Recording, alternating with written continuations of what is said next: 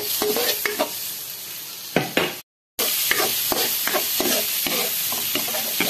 sa butter natin siya isa. Lagyan naman tayo guys ng garlic powder.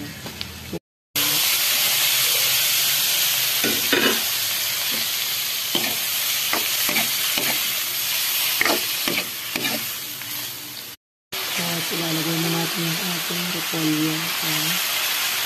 Ang repolyo natin. Ito, nakaanit ko lang. Haluin natin guys. Ilalagay din tayo ng kaunting oyster sauce. Kaunting oyster sauce naman. Lagyan din natin sa oyster sauce, pampaulani.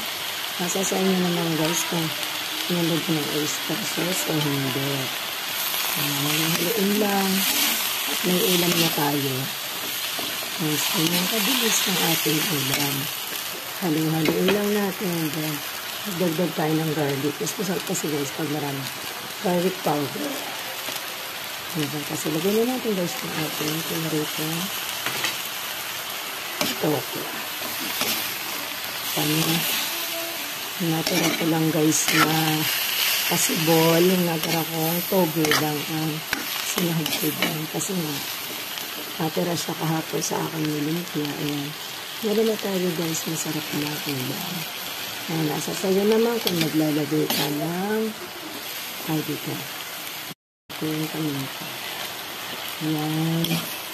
Sabihin na ulit natin. Dito na ang ating sarap na gulay.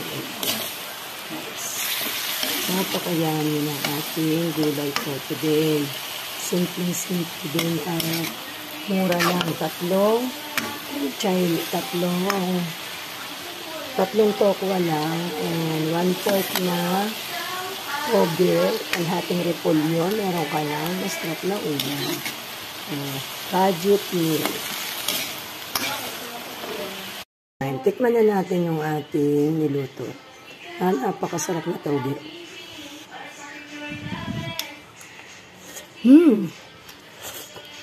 Hot.